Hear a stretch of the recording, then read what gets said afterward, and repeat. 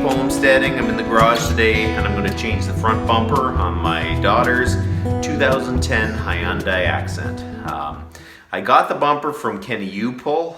Kenny Upul is a junkyard that you can go in and you can remove parts yourself, and they have reasonable prices. So I got a good price on the whole bumper and it was the right color and everything, so we're just going to put it on. So let's go. Here is the problem. We've got a raccoon-sized hole in her bumper. I think the raccoon hit it right on the corner and it was cold out and just snapped off. So we're gonna change this out. So we got the whole bumper cover and everything. So we just have to install it.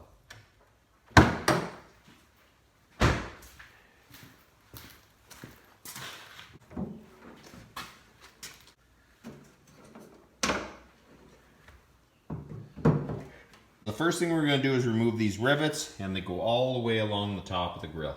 So what these are rivets that if you push them in, they lock, but you have to unscrew them.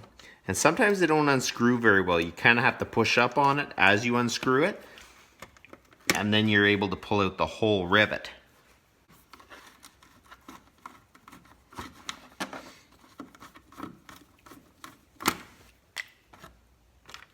So now you got all the rivets off the top. Now there's a bolt here and a bolt here you have to remove. And these are 10 mil.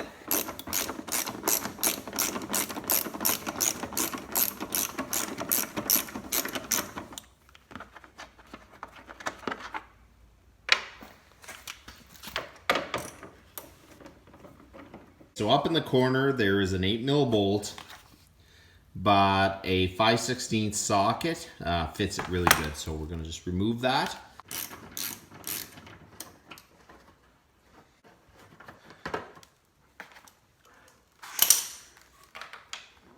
So underneath the front edge, There is tabs. These are long busted off, but you have to remove these rivets. They're the same as what holds the grill in. So now we're gonna remove both of them and then we'll take the bumper off. Your fender has this little cowling and it's a little plastic piece, and you have a rivet right here and a rivet here you have to remove. And you pop out the rest. There we go. Now we pull on it and the whole bumper falls out because this is what the car looks like without the bumper on it. So you get your new bumper. And what I'm going to do is set it up in here, and I'm going to throw a few rivets in just to hold it up in place so it won't fall down. So now what you do is get this lined up and push it in. And we're going to install this screw back in.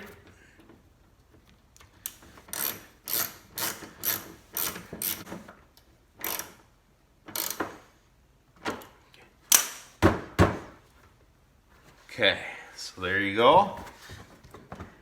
So make sure that the inner wheel well is on the inside of the fender, not sitting out here because it can sit out there. So now we install the rest of the rivets. So these rivets are basically a little pin with a little piece up here that when you push this in, it expands them so it can't come back out of the hole. So when the pin is out, you can shove it through the hole, and then you just shove it in. Okay, so now I just have to install these.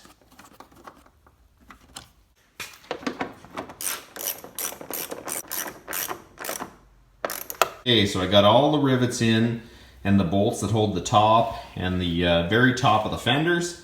We just got to push in all the rest of the rivets that hold in the bottom, and we are done.